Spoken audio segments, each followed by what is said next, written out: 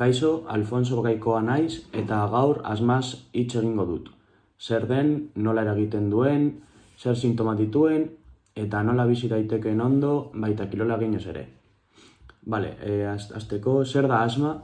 Asma biriketako gaitz kroniko bat da, ez da sendatzen, baina kontrolatu daiteke, bronkioak puztu egiten dira eta arnasa hartzea zailtzen da. Jende askok du, baina tratamendu egokiarekin ondo bizi daitezke. Zer gertatzen da birikietan? Asma dagoenean, bronkioak puztu eta estutu egiten dira, mukia ere sortzen da eta horrek airea sartzea zailtzen du. Horregatik, pertsonak arazoak dituzte arnasa hartzeko. Asmaren motak, asma motak desberdinak daude. Arina, sintoma gutxiarekin, ertaina, gehiago eragiten duena, eta larria, egunero tratamendu behar duena. Medikuak esaten du tratamendu den egokiena. Jarduerek eragindako asma. Zenbait pertsonak krisia izaten dituzte kirola egiten dutenean. Normalean gertatzen da beroketarik gabe hasten direnean, aire hotzean edo ariketa gogorra egiten dutenean. Baina asmaren kontrol egokiarekin kirola egin alduzu. Norentzat da ohikoa. Umeek, gazteek eta helduek izan daitezke asma. Batzuetan familietatik etor daiteke, kirolariek ere izan dezakete, adibidez Beckham asmarekin jokatu du beti eta arrakasta izan du.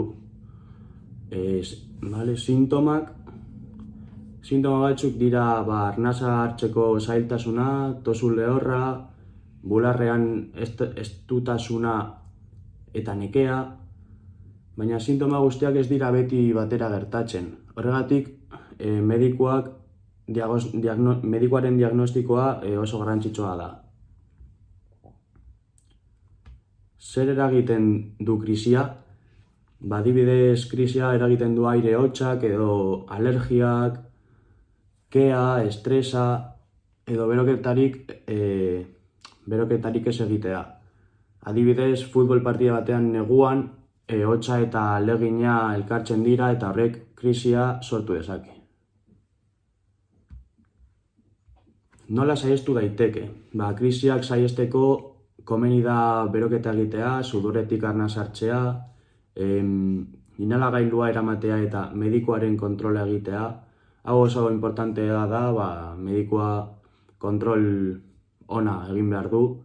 Eta garrantzitsuena da gorputza entzutea eta baldintza egokiak diren ala ez begiratzea.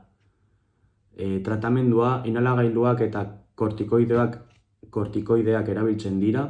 Gainera medikuarengana joan behar da tratamendu ondo dabilen ikusteko. Eta oso garrantzitsua da inhalagailua nola erabili behar den jakitea. Kirola eta asma posiblea da? Bai, posiblea da, eta gomendarria da ere bai. Kirolak birikak indartzen ditu eta arnasa hobeto hartzen laguntzen du. Baina beti neurriak hartu behar dira eta medikuaren aholkuak jarraitu behar dugu. Asmadun kirolari ezagunak, adibidez Beckham edo Dennis Rodman, erakusten dute asma ez dela oztopo bat kirola egiteko.